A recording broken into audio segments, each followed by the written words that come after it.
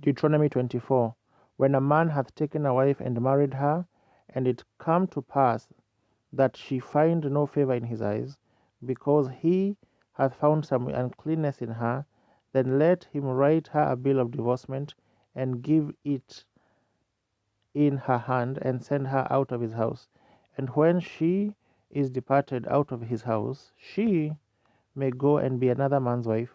And if the latter husband hate her, and write her a bill of divorcement, and giveth it in her hand, and sendeth her out of his house, or if the latter husband die, which took her to be his wife, her former husband which sent her away may not take her again to be his wife, after that she is defiled, for that is an abomination before the Lord.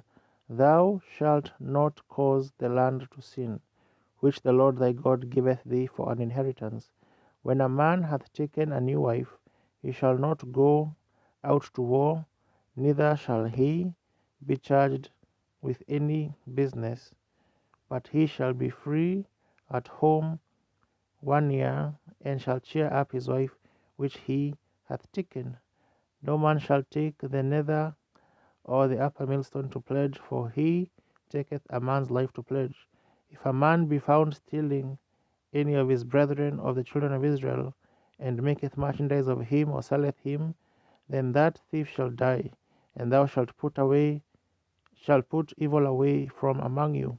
Take heed in the plague of leprosy, that thou observe diligently, and do according to all that the priests the Levites shall teach you, as I command them, so ye shall observe to do.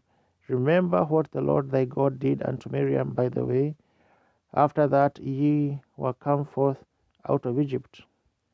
When thou dost lend thy brother anything, thou shalt not go into his house to fetch his pledge.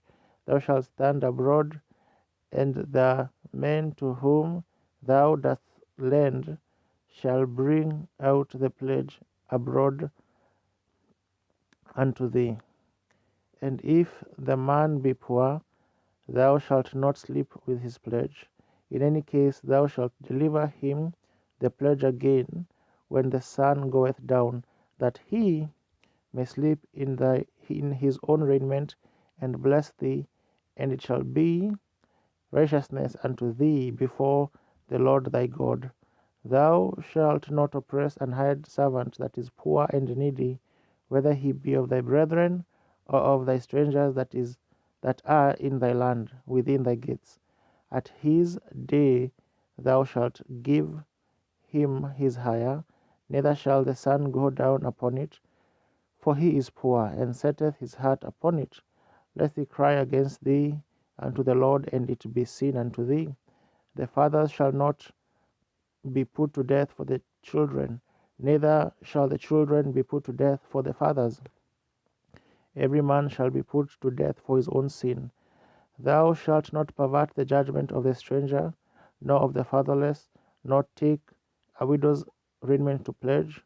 But thou shalt remember that thou wast a bondman in Egypt, and the Lord thy God redeemed thee thence. Therefore I command thee to do this thing.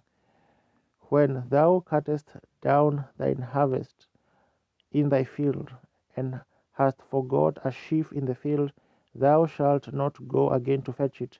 It shall be for the stranger, for the fatherless, and for the widow, that the Lord thy God may bless thee in all the work of thine hands. When thou beatest thine olive tree, thou shalt not go over the boughs again. It shall be for the stranger, for the fatherless, and for the widow. When thou gatherest the grapes of thy vineyard, thou shalt not glean it afterward. It shall be for the stranger, for the fatherless, and for the widow. And thou shalt remember that thou wast a bondman in the land of Egypt. Therefore I command thee to do this thing.